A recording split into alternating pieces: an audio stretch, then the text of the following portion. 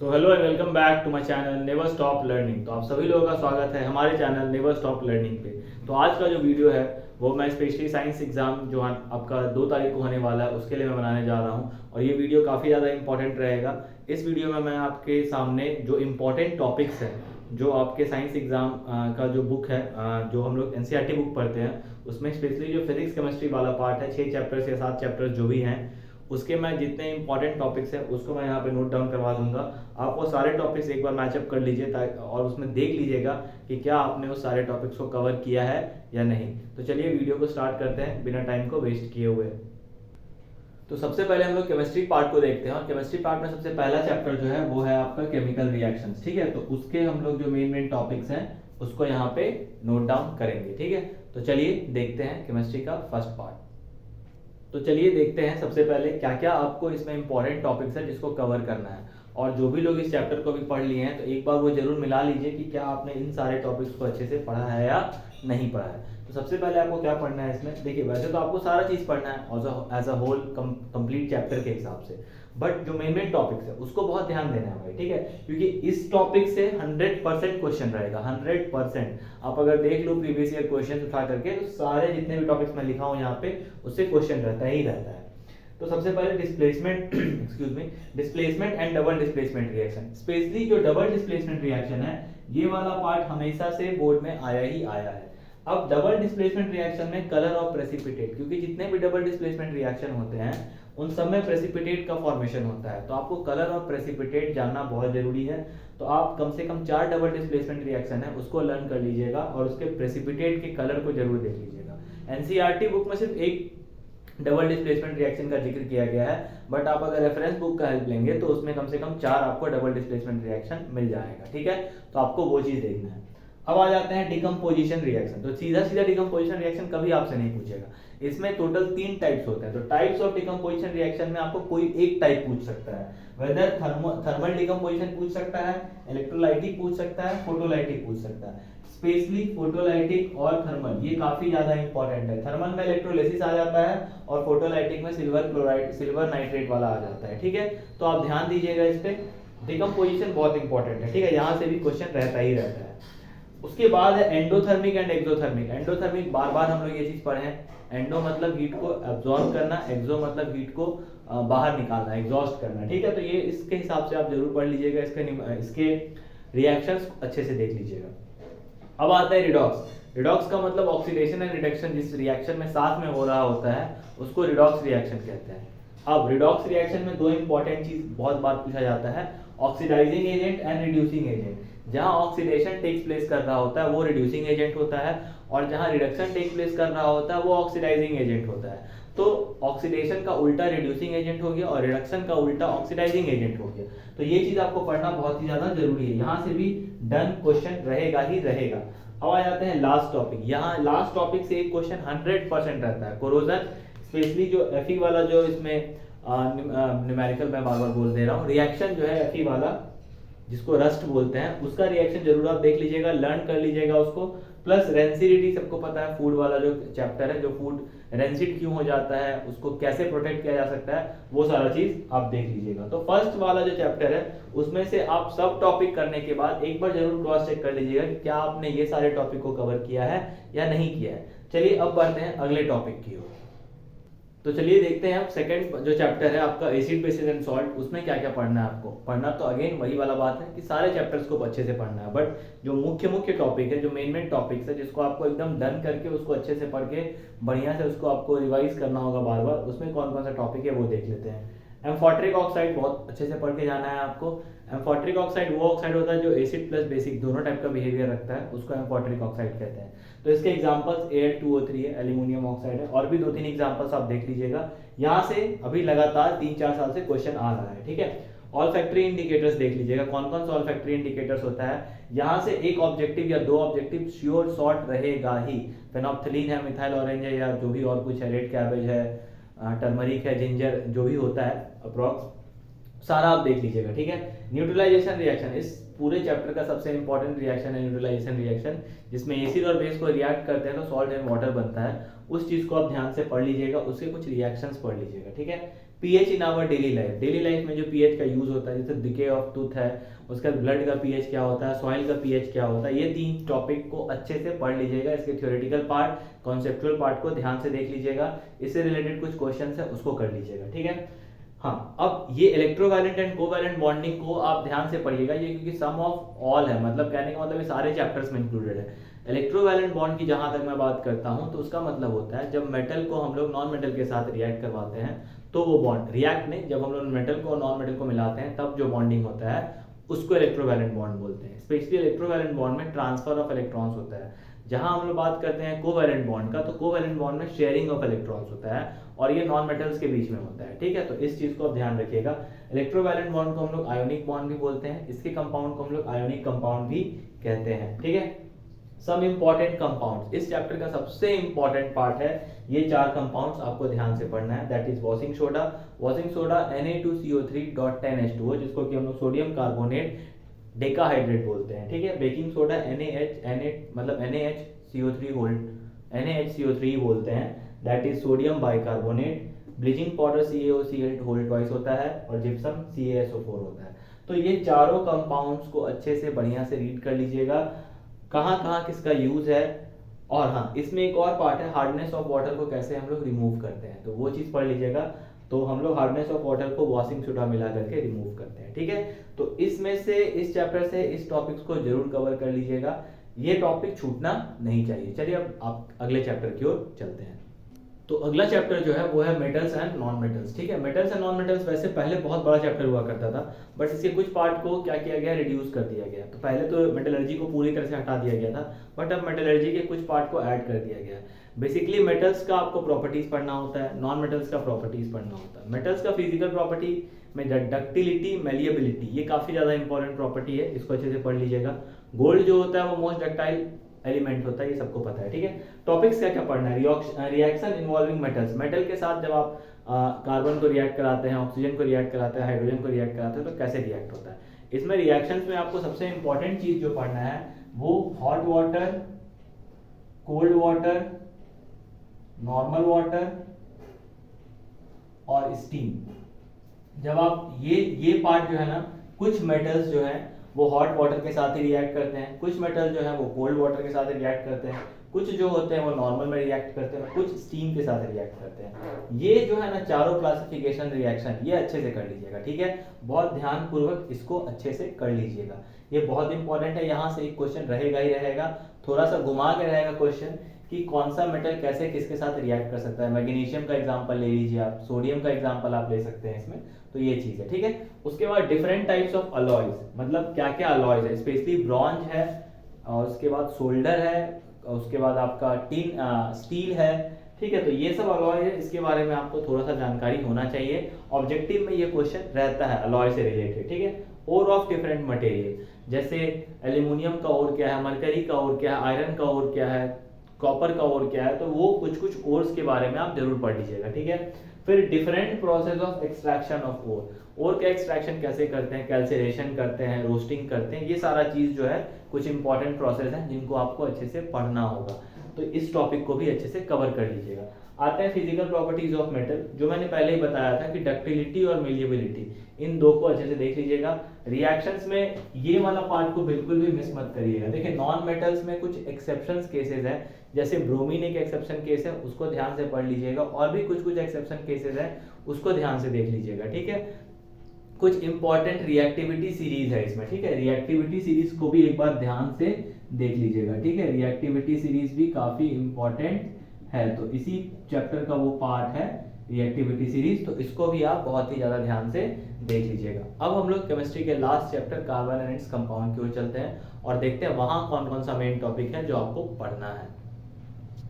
तो carbon and its compound के बारे में बहुत ही ज्यादा ये बड़ा चैप्टर है, बट इसमें जो पढ़ना है आपको, जहां से क्वेश्चन आता है, एक स्टार्टिंग का एक पॉइंट है जो आपने छोड़ दिया था, एलोट्रॉप्स ऑफ कार्बन, ठीक है। एलोट्रॉप्स ऑफ कार्बन, ये आप जरूर से पढ़ के जाइएगा। बेसिकली 3 एलोट्रॉप्स होता है कार्बन का, कौन कौन सा होता है, डायमंड होता है, ग्रेफाइट होता है और फुलेरीन होता है, जिसको बकमिनिस्टर कहते हैं, ठीक है।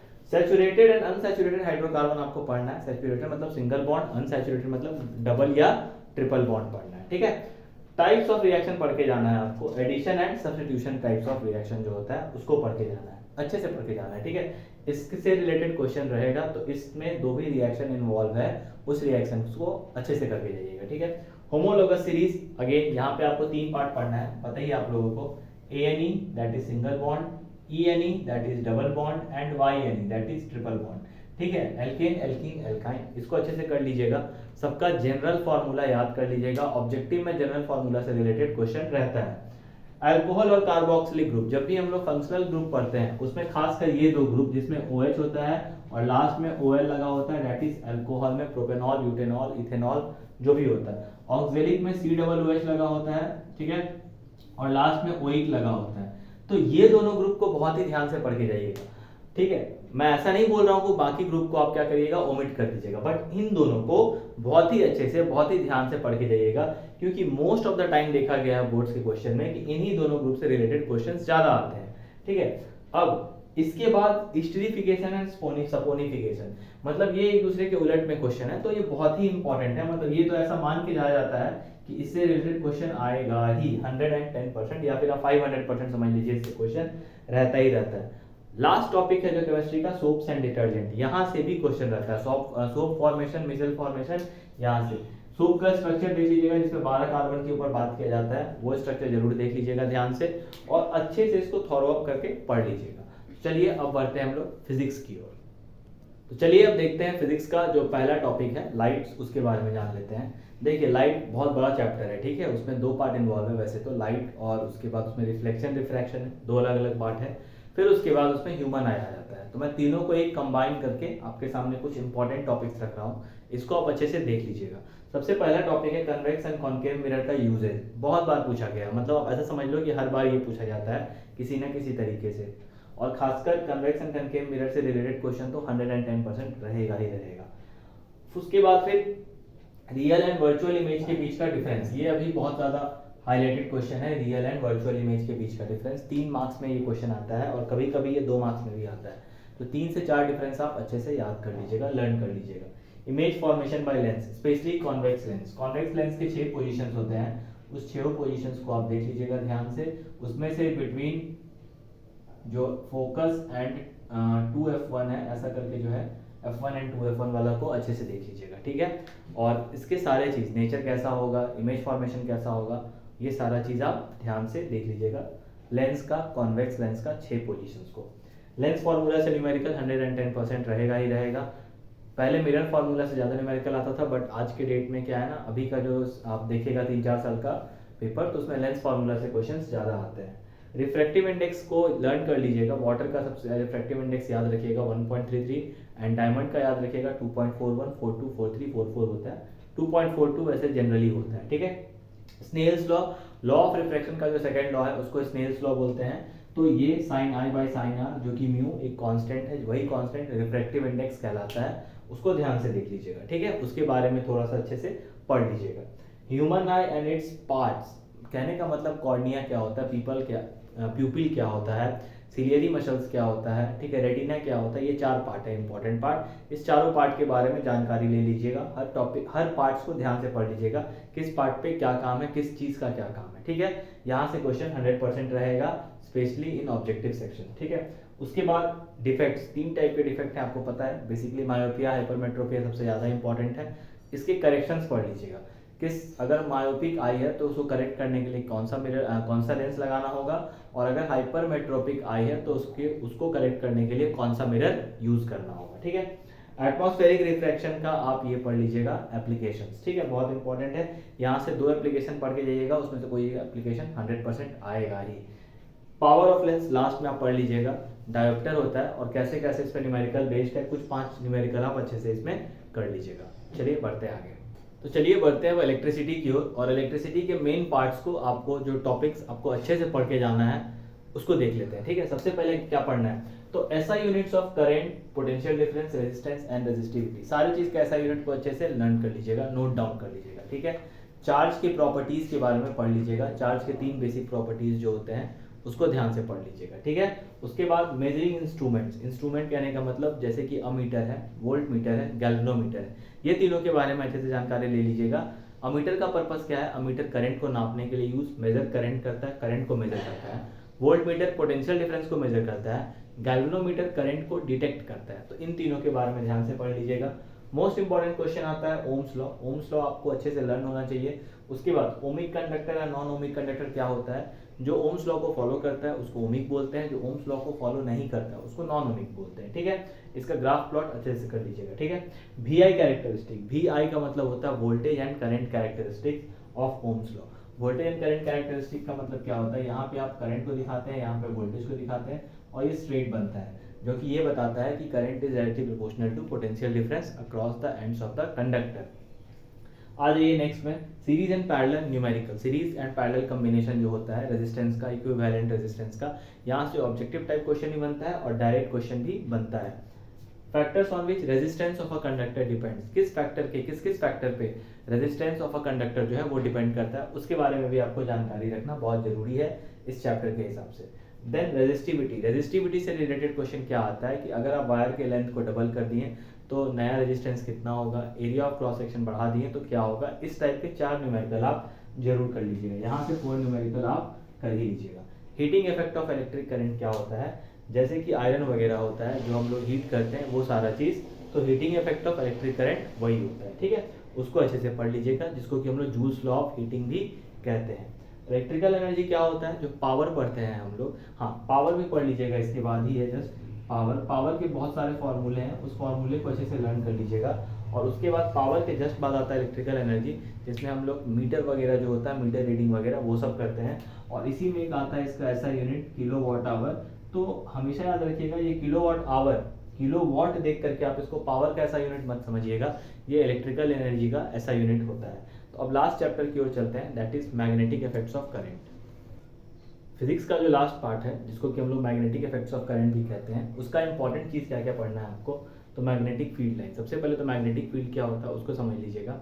उसके बाद मैग्नेटिक फील्ड लाइंस के प्रॉपर्टीज, और इसका इंपॉर्टेंट क्वेश्चन क्या है कि why 2 magnetic field lines never intersect each other. ऐसा किस लिए होता है? क्योंकि एक पॉइंट पे अगर दोनों इंटरसेक्ट कर जाएगा तो मैग्नेटिक फील्ड का 2 डायरेक्शन हो जाएगा, जो कि पॉसिबल नहीं है। तो इसीलिए 2 मैग्नेटिक फील्ड लाइंस कभी भी इंटरसेक्ट नहीं करते हैं। ठीक है, उसके बाद जो इंपॉर्टेंट टॉपिक है वो है Fleming's left hand rule. Fleming का लेफ्ट हैंड जो रूल है उसको लर्न कर लीजिएगा, फादर मदर चाइल्ड है तो उसको ध्यान से देख लीजिएगा। ठीक है, सोलेनॉइड एंड बार मैग्नेट के जो सिमिलैरिटीज है उसको अच्छे से पढ़ लीजिएगा। सोलेनॉइड के आउटसाइड इनसाइड कैसा मैग्नेटिक फील्ड होता है उसको अच्छे से जान लीजिएगा।